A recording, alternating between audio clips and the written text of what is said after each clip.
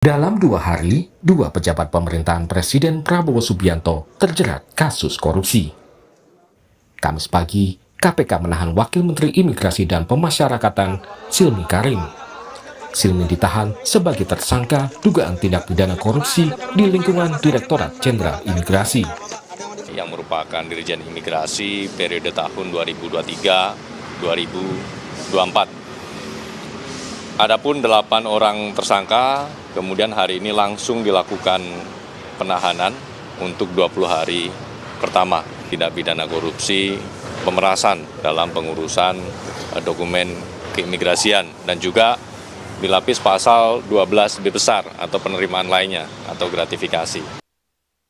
Rabu kemarin, mantan Kepala Badan Gizi Nasional Dadan Hindayana bersama mantan 2 Wakil Kepala BGN Sony Sonjaya dan Lodewijk Pusung ditahan Kejaksaan Agung. Kejaksaan Agung menetapkan ketiganya sebagai tersangka kasus korupsi tata kelola program makan bergizi gratis.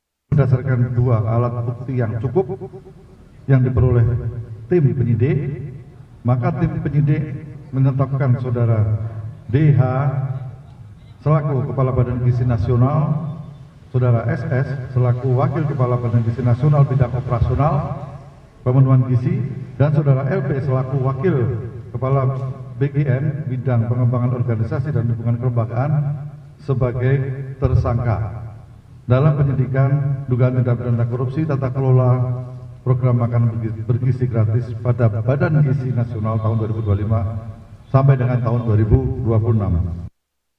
Dalam waktu yang berdekatan, 2 pejabat pemerintahan Prabowo terjerat kasus korupsi. Mensesnek Prasetyo Hadi mengaku sangat prihatin. Melalui pesan tertulis, Mensesnek menyatakan, "Sesungguhnya 2 hari ini kita sangat prihatin. Terus berulang kejadian yang jelas tidak kita harapkan. Tidak bosan-bosan Bapak Presiden selalu mengingatkan kita semua untuk membenahi diri dan melawan praktik-praktik korupsi di dalam menjalankan tugas sehari-hari." Dan hari ini, 4 Juni, Emmanuel Ebenezer yang pernah menjabat Wakil Menteri Ketenagakerjaan di Kabinet Merah Putih Prabowo Gibran dijatuhi vonis 4,5 tahun penjara karena kasus korupsi. Tim Liputan, Kompas TV. Dalam setiap pidato, Presiden Prabowo Subianto selalu menekankan soal pemberantasan korupsi.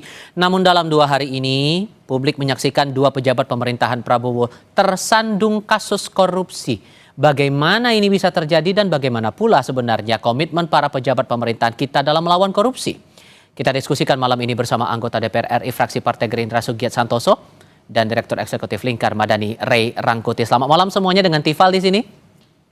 Selamat malam. Malam, Bung. Malam, terima kasih semua sudah bergabung bersama kami. Sampai 2 pejabat di lingkaran pemerintahan saat ini, Pak Sugiat, terjerat kasus yang sama, benang merahnya sama-sama korupsi dengan 2 kasus berbeda. Pertanyaannya kok bisa? Sejauh mana analisis Gerindra di sini, Pak Sugiat?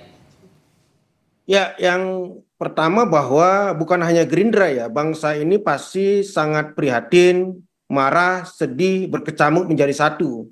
Bahwa ada 2 peristiwa yang berdekatan dan itu sangat mencoreng dan melukai hati nurani kita sebagai bangsa. Dan tentu Pak Prabowo juga akan merasakan yang sama, apalagi yang ditangkap ini di 2 kasus berbeda adalah oknum anggota beliau di kabinet.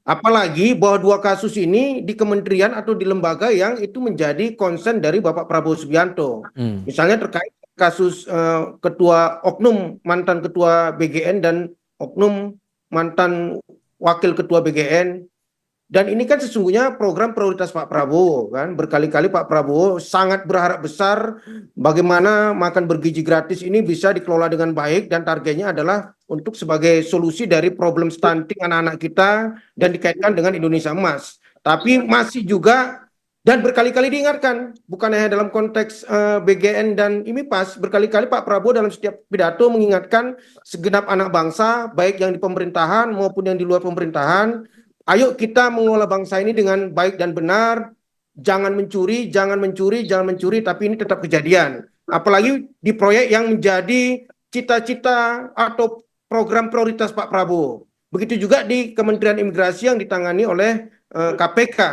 Di saat Pak Prabowo sedang membangun konsolidasi diplomasi di luar negeri yang kokoh untuk kepentingan bangsa, tapi di dalam negeri ada oknum aparaturnya itu malah memeras warga negara asing. Ini kan pasti mencoreng nama Indonesia di mata dunia.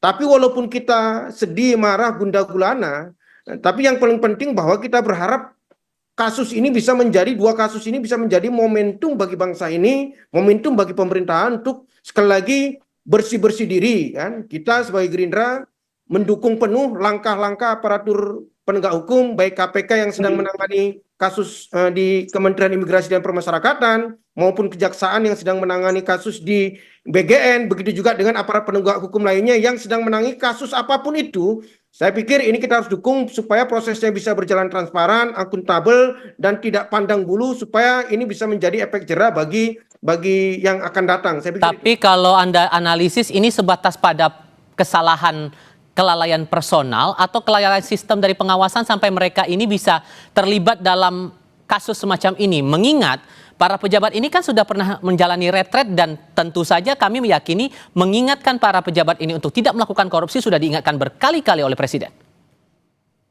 ya kalau jangan buru-buru kita menyalahkan sistem ya. Jangan sampai bahwa ada tikus di lumbung padi yang kita salahkan lumbung padi sehingga kita tidak mau lagi untuk menimbun lumbung padi apalagi bercocok tanam. Tidak.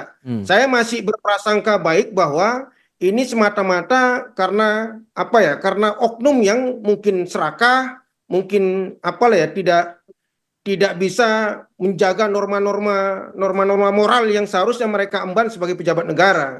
Saya berharap dari dua kasus ini, ya saya pikir kita bisa berintrospeksi diri sebagai pejabat negara.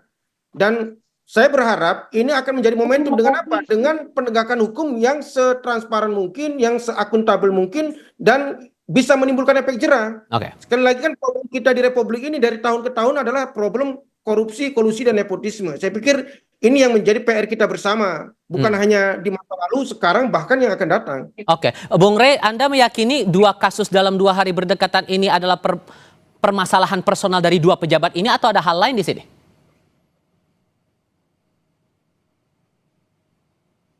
Saya kira ada 3 hal yang mendasar. Pertama adalah proses rekrutmen yang dilakukan oleh pemerintah terhadap calon pejabat negara itu ya. Yang kedua, Anda tadi menyebut soal sistem. Sistem ini mungkin tidak 100% ya. Nah, dalam pengertian apa? Sistemnya sebetulnya terbangun oleh kita, sudah dibangun secara fisiknya, tapi apakah ke sistem itu bekerja atau tidak? Nah, itu juga jadi pertanyaan gitu. Nah, yang ketiga adalah soal tentang integritas ya, integritas orang yang dimasukkan ke dalam struktur pejabat negara ini gitu. Nah, tiga-tiganya saya kira saling terkait ya. Misalnya begini, kalau sekiranya dalam hal sistem ya, kalau sekiranya anggota DPR kita sejak dari awal ya, dari dahululah keras ya terhadap pejabat negara yang sekarang disangkakan sebagai melakukan tindak pidana korupsi, saya kira nggak perlu ada perjalanan sampai sejauh ini. Nah, cuma kan kita nggak melihat misalnya di DPR itu ada satu kritik ya yang sangat keras kepada saja misalnya ketua BGN ya atau BGN secara menyeluruh gitu atau imigrasi secara menyeluruh terkait dengan apa yang sudah menjadi pembicaraan publik gitu. Ini kan dua instansi yang sebetulnya ramai sekali diperbincangkan oleh publik secara menyeluruh ya kan. Entah gambaran tentang bagaimana orang keracunan ya, gambaran bagaimana gizi yang muncul di MBG, termasuk kesulitan orang, permainan orang di lingkaran imigrasi gitu. Itu sudah sangat jamak ya kita pantau, kita lihat, kita tonton di berbagai plat media sosial. Tapi kenyataannya tetap berlangsung seperti yang sekarang ini gitu. Oleh karena itulah ya ada unsur pengawasan yang luput, ya ada unsur rekrutmen pejabat negara yang menurut saya sih kalau bisa sebelum sembrono ya sembrono gitu. Dan yang ketiga memang ada kaitannya dengan integritas orang per orang gitu. Termasuk tadi yang disampaikan oleh Presiden, dia sebetulnya tidak sampai hati untuk bisa mengganti orang yang ia percayai, yang ia sayangi di jajaran Badan Gizi Nasional itu ya, Bung Rey. Makanya kemudian sampai akhir diambil sikap seperti ini, itu sudah langkah tepat menurut Anda, Bung Rey? Atau ada hal lain rasanya yang perlu secara mengakar diperbaiki di sini? Ya, ini langkah yang tepat. Tetapi menurut saya kalau selalu begini kan akan banyak korban gitu ya. Akan banyak orang-orang baik di Republik ini yang terus-menerus jadi tersangka lah, jadi inilah. Kan kita nggak mau begitu gitu. Nah oleh karena itu ya memang 3 hal itu menurut saya harus diperbaiki sejak dari awal. Pertama adalah bagaimana Presiden melakukan rekrutmen terhadap calon-calon pembantunya itu, apalagi di aspek yang paling mungkin ya, pejabat-pejabat ini ngelola negara. Anda bisa bayangkan BGN itu ngelola 360.000 sekian triliun ya per tahun itu dengan pengawasan yang relatif minimal. Ya kan pengawasannya hanya datang dari internal pemerintah dan ataupun dari DPR itu. Ya itu kalau DPR-nya bekerja. Sejauh ini kan kita nggak melihat DPR-nya itu cukup aktif ya untuk melakukan pengawasan terhadap BGN ini lah misalnya. Ketika muncul isu soal trail misalnya kan dipertanyakan, nggak diminta oleh DPR itu misalnya untuk dihentikan dulu. Ketika muncul isu soal banyak sekali orang-orang di lingkaran BGN-nya yang memiliki SPPG dan itu juga nggak dipersoalkan oleh DPR secara ketat ya di apa namanya itu ya di lembaga legislatif gitu. Jadi Pak Sugiat silakan menanggapi karena ada menyinggung DPR di sini Pak Sugiat. Ya, yang pertama sebelum kami membahas apa yang menjadi penyampaian dari Bang Rey tadi, kalau kita cermati apa yang disampaikan oleh Pak Prabowo sebelum peristiwa ini terjadi, sesungguhnya Pak Prabowo juga sudah melakukan proses sebagai pemimpin ya, sudah melakukan proses pengawasan. Beliau kan dari informasi yang tersampaikan ke publik bahwa beliau juga ketika ada masukan informasi, data, fakta-fakta terkait misalnya dengan penyelewengan di BGN, beliau panggil BPKP, beliau panggil PPATK untuk meng-cross-check data seperti ini, apakah benar, lalu kemudian terjadilah seperti yang sekarang terjadi, dicopot dulu sebagai ketua BGN, sebagai wakil ketua BGN, lalu kemudian aparat penegak hukum, kejaksaan, masuk untuk memeriksa laporan-laporan yang sebetulnya sudah nyampe ke Pak Prabowo. Tapi kalau dalam konteks rekrutmen kepemimpinan di tingkat eksekutif, misalnya di tingkat menteri, ya sepanjang yang kami ketahui bahwa Pak Prabowo sudah melakukan proses rekrutmen yang sangat prudent, misalnya berhati-hati. Setiap pejabat negara yang akan dilantik menjadi katakanlah menteri, wakil menteri, kepala badan, itu kan sesungguhnya sudah melalui proses interview, menandatangani fakta integritas untuk bekerja secara baik, tidak korupsi dan sebagainya. Tapi kalau memang dasarnya dia serakah, punya bakat jadi maling, Bang Ray. Kalau maling itu nggak bisa masuk pintu belakang, bisa masuk pintu jendela. Ya saya pikir beginilah. Ini saya sekali lagi ini menjadi pelajaran besar bagi katakanlah pemerintahan Pak Prabowo dan kita semua. Terkait misalnya dengan tata kelola MBG yang seperti dikatakan oleh Bang Ray tadi, bagaimana membuat sebuah tata kelola yang itu akuntabel, transparan, dan kepala BGN yang baru kan Mbak Nani Esdiang itu saya berharap integritasnya kuat dan punya kemampuan untuk katakanlah memimpin BGN untuk lebih baik. Begitu juga misalnya di Kementerian Imigrasi dan Permasyarakatan. Ini juga menjadi momen bagaimana tata kelola keimigrasian kita itu bebas pungli, bebas pemerasan dan sebagainya. Sudah ada dasar kehati-hatian di situ Bung Rey, harusnya kan nggak jadi masalah dong kalau begitu. Iya kan sebetulnya makanya nggak akan kejadian kalau apa yang disebut dari awal itu ada. Itulah pentingnya tadi disebutkan fit and proper test, wawancara. Dari situ sebetulnya kita udah mengerti orang ini calon kemaruk apa enggak, orang ini dapat dipercaya apa enggak, orang ini punya track record yang bagus apa enggak gitu. Tapi mungkin itu dilakukan ya, tapi prosedural aja, dilakukan aja gitu. Boleh jadi bukan menjadi bahan pertimbangan yang sangat serius, meskipun prosedurnya dilakukan sama. Seperti yang kita lihat sekarang, BGN-nya dipanggil nggak sama DPR ya dipanggil gitu ya. Dirjen imigrasinya dipanggil ya dipanggil. Terkadang terjadi rapat-rapat yang sangat keras ya di DPR itu. Tapi kok kelihatan nggak ada impact-nya di lapangan? Apa sebenarnya yang terjadi? Kan itu pertanyaannya. Nah itulah yang saya sebut kadang-kadang kita menikmati show gitu ya.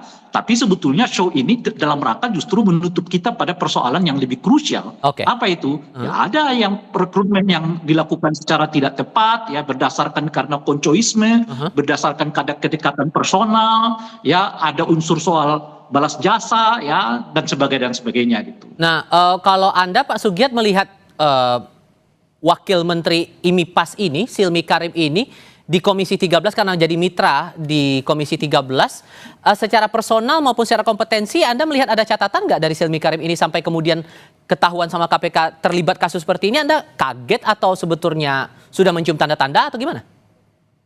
Ya, sebetulnya perlu kami sampaikan juga ke publik, misalnya terkait dengan kinerja Komisi 13 yang bermitra dengan Kementerian Imigrasi dan Pemasyarakatan. Kita sekarang saja, kita sudah dalam proses dari beberapa bulan sebelumnya, dari masa sidang sebelumnya, sudah membentuk panja imigrasi dan panja permasyarakatan terkait dengan persoalan-persoalan yang terjadi di keimigrasian dan permasyarakatan. Di rapat-rapat panja-panja tersebut ya kita sampaikan temuan-temuan yang kita dapat misalnya di panja imigrasi bahwa ada pungli, ada ya semacam pengurusan yang memakai calo dan lain sebagainya. Itu untuk perbaikan tata kelola. Tapi kalau terkait dengan penegakan hukum ya itu tidak menjadi ranah DPR ya, tapi kita kepada mitra tolong ini diperbaiki bahwa ada persoalan-persoalan tata kelola yang tidak transparan, tidak akuntabel misalnya di keimigrasian, begitu juga di permasyarakatan, bahwa masih ada yang jual beli kamar, yang katakanlah kemarin di Gerobokan masih ada lapas yang bahkan memproduksi narkoba dan sebagainya. Itu kita sampaikan kepada mitra kita di kementerian untuk diperbaiki. Kalau terhadap personal Silmi Karim sendiri, Anda melihatnya gimana? Saya masih ingat betul misalnya beberapa bulan yang lalu sebetulnya kita sudah mendapat laporan misalnya terkait dengan ya ada semacam kasus peristiwa seperti ini juga lah kan. Tapi waktu itu kan kita tidak bisa langsung menginvestigasi seperti investigasi aparat penegak hukum. Bahwa ada laporan-laporan misalnya di Bali, Kampung Rusia dan lain sebagainya, di beberapa tempat itu juga sudah kita RDP-kan di Komisi 13, itu kita sampaikan kepada mitra kita, kepada menteri, bahkan kepada Wamen langsung kita klarifikasi, kita konfirmasi terkait dengan aduan-aduan yang kita sampai. Tolong ini ya sebagai mitra dari eksekutif kita berharap itu diperbaiki. Tapi alhamdulillah kami bersyukur juga bahwa ada momentum seperti ini, bahwa ternyata mungkin ya masih bebal, masih bandel, masih keras kepala, masih seperti merasa kebal hukum.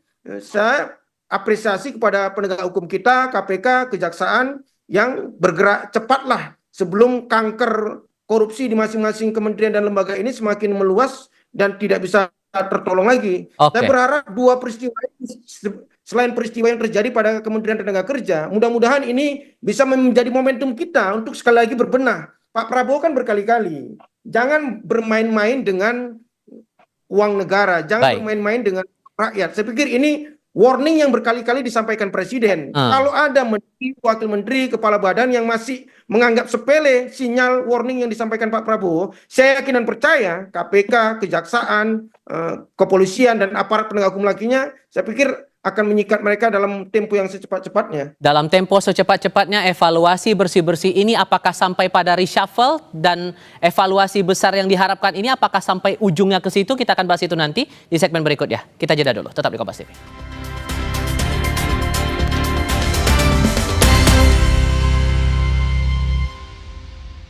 Kita anak Energen. Sukses dimulai dari Sarapan bergizi lengkap. Energen, sarapan bergizi lengkap pilihan Alo Dokter. Ayo minum Energen.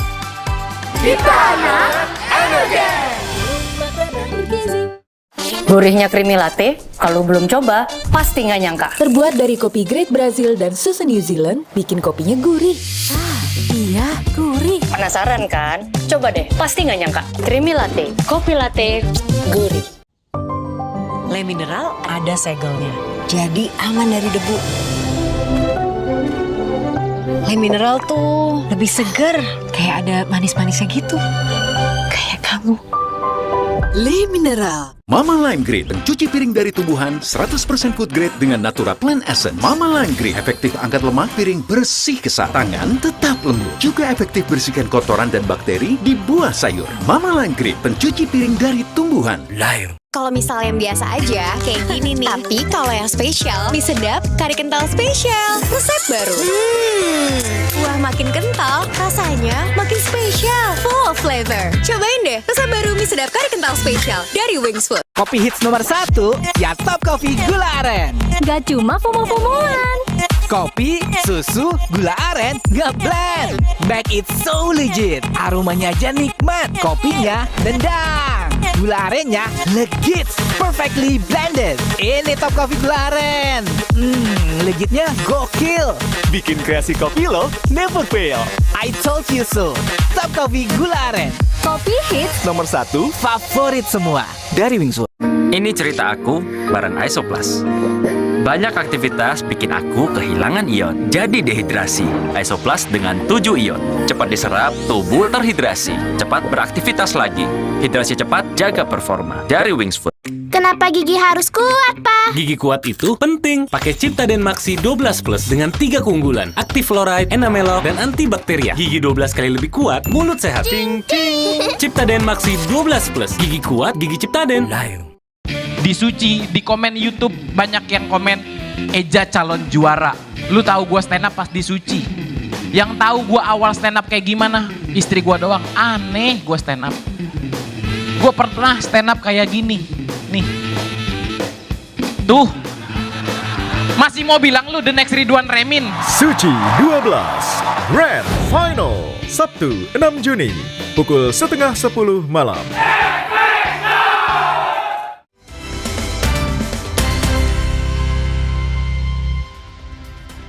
Pak Sugiat kan tadi sudah sempat menyinggung bahwa ini menjadi momentum, Bung Rey, untuk berbenah di pemerintahan saat ini. Tapi berbenahnya itu perlukah ujungnya sampai ke reshuffle? Evaluasi dulu setiap pembantu-pembantu presiden, menteri, wakil menterinya itu. Kalau ada yang tidak benar, kerjanya tidak sesuai dengan harapan presiden, reshuffle?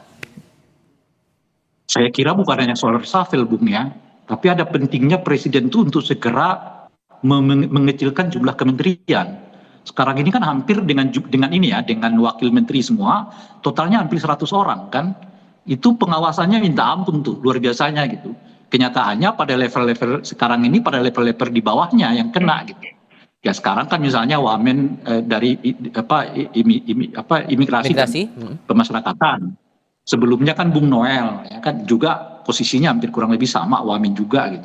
Ya artinya apa gitu? Artinya level pengawasannya makin ke bawah kelihatan makin merosot nih. Jadi kalau menteri-menterinya mungkin masih bisa diawasi oleh presiden, tapi bagaimana level paling bawahnya gitu. Nah oleh itu bagi saya reshuffle itu mungkin langkah kedua, langkah ketiga, tapi langkah pertamanya itu segera kecilkan jumlah kabinet sehingga pengawasan presiden jauh lebih kuat ya, jauh lebih apa namanya itu cepat gitu. Jadi nggak hanya di level satunya sekarang, kalau dia jumlahnya diperkecil, kan bisa sampai ke level kedua, bahkan bisa sampai ke level ketiga. Itu yang pertama. Nah yang kedua, tentu kita berharap bahwa pengawasan di luar pemerintah lebih optimal. Dalam hal ini ada DPR kan. DPR ini apa istilahnya itu kan sekarang kelihatan jauh lebih presiden oriented gitu loh kira-kira ketimbang rakyat oriented gitu. Kita kan melihat misalnya ada ketua Komisi 3 yang berpidato sampai 2 kali membela pemerintah gitu. Tapi kenyataannya kan terjadi seperti yang sekarang gitu ya. Nah yang ketiga menurut saya adalah harus ada orientasi dari pemerintah juga. Dan dalam konteks penegakan hukum. Sekarang ini kan kelihatan jauh lebih terorientasi bagaimana menghadapi para kritikus penegak hukumnya. Bukan menghadapi para koruptor gitu. Nah oleh karena itu mungkin presiden harus ingatkan baik ke polisi maupun kepada kejaksaan ya yang tentu di bawah kekuasaan beliau di luar KPK itu harus lebih berorientasi untuk mengejar para koruptor, bukan mengejar para aktivis yang kritis dengan dalil-dalil yang diperbuat-buat seperti yang ditimpakan sekarang ini kepada Profesor Saiful Mujani yang hari ini melakukan diundang untuk diperiksa oleh polisi misalnya gitu. Jadi kalau tidak dilakukan 3 hal ini, saya kira kisah ini kisah berulang aja. Imigrasi seperti tadi Bung Sugiat sudah menyebutkan kan, misalnya ada di dalamnya praktek narkoba, ada jual beli kamar, itu dari dahulu udah terjadi. Lo kok kenapa nggak ada perubahan sampai sekarang kan misalnya kan begitu gitu. Nah, Pak kan Sugiat, aneh itu sebetulnya. Oke, Pak Sugiat, sebetulnya kan tadi sempat disinggung oleh Bung Rey. Sorry, saya salah dulu. Saya kasih giliran ke Pak Sugiat. Karena sudah disinggung masalah jumlah kabinet yang perlu dievaluasi ulang. Menurut Anda itu hal yang cukup realistis untuk jadi bagian dari evaluasi itu? Saya masih berpikir bahwa berpedoman kalau terkait dengan reshuffle, terkait dengan berapa jumlah menteri, jumlah kabinet yang akan membantu presiden, bahkan siapa-siapa orangnya itu menjadi otoritas kewenangan presiden sebagai orang yang memang menggunakan itu. Tapi yang dari kasus ini saya tidak ingin masuk ke poin itu. Saya ingin masuk ke poin bahwa ternyata presiden itu tidak melindungi bawahannya. Ini kan kepala BGN kan ini dianggap sebagai kepala badan yang dianggap publik paling dekat dengan presiden. Kalau kita lihat kronologisnya, itu kan proses di kejaksaan dicopot dulu oleh presiden, kepala badan gizi nasionalnya dan 2 wakil kepala badannya. Itu menunjukkan bahwa presiden tidak tebang pilih, tidak mau tidak mau melindungi bawahannya yang memang menang berdasarkan informasi yang sudah didapat, itu menyalahi hukum. Itu menjadi warning, sekali lagi menjadi warning kepada siapapun menteri, kepada siapapun wakil menteri, kepada siapapun kepala badan. Jangan kau merasa GR dekat dengan presiden seolah-olah kau bisa sesuka hati melaksanakan kegiatanmu atau katakanlah melakukan korupsi.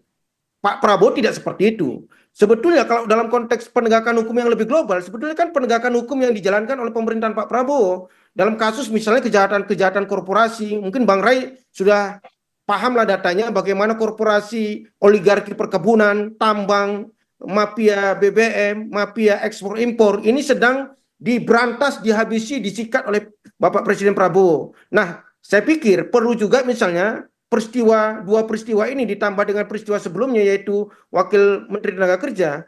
Selain pemerintah itu menggasak habis mafia tambang, mafia perkebunan, mafia impor, mafia ekspor, saya pikir sekali lagi pemberantasan korupsi di jajaran birokrasi itu kan ketika pidato Pak Prabowo pada saat menyampaikan kebijakan ekonomi makro itu kan dicurhatkan beliau juga kan bagaimana budaya birokrasi kita itu masih budaya birokrasi yang mempersulit, bagaimana birokrasi yang kong kali kong menyampaikan berkas-berkas itu sore yang ketika pimpinan sudah tidak fokus lagi untuk katakanlah membaca berkas-berkas yang dia tangani. Itu merupakan warning yang disampaikan Pak Prabowo, jangan kayak gitu birokrasi.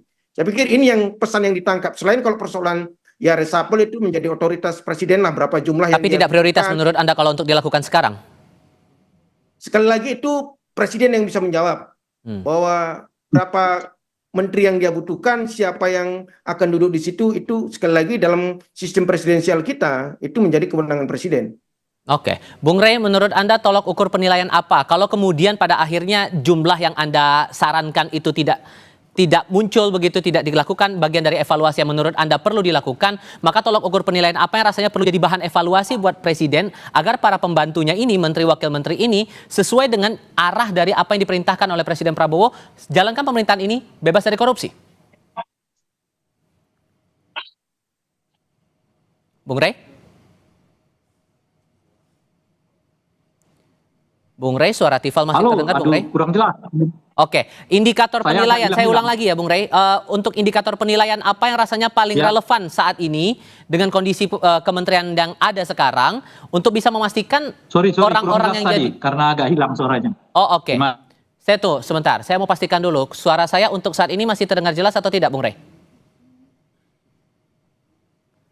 Kita perbaiki dulu komunikasinya. Oke, saya kalau gitu ke Pak Sugiat. Pak Sugiat, menurut Anda tolok ukur penilaian perlu ditambah lagi nggak sih untuk kepada para menteri, wakil menteri ini biar semuanya mau patuh pada arahan presiden, jalankan pemerintahan ini bebas dari korupsi?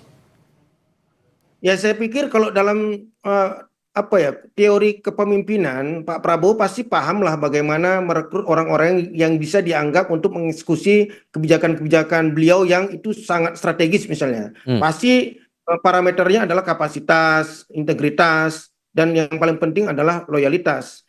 Saya pikir itu. Tapi saya sekali lagi izin Kompas kalau terkait dengan reshuffle dari momentum ini itu menjadi kewenangan presiden lah. Saya ingin momentum ini terlalu receh kalau kita isunya reshuffle, tapi bagaimana penegakan hukumnya?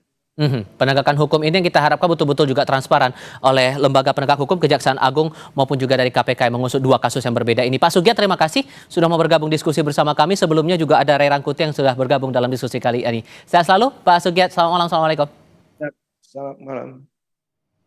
Sesaat lagi di Sapa Indonesia Malam, polisi menangkap pria berpistol penganiaya pasangan suami istri di Medan, Sumatera Utara. Tetap di Kompas TV.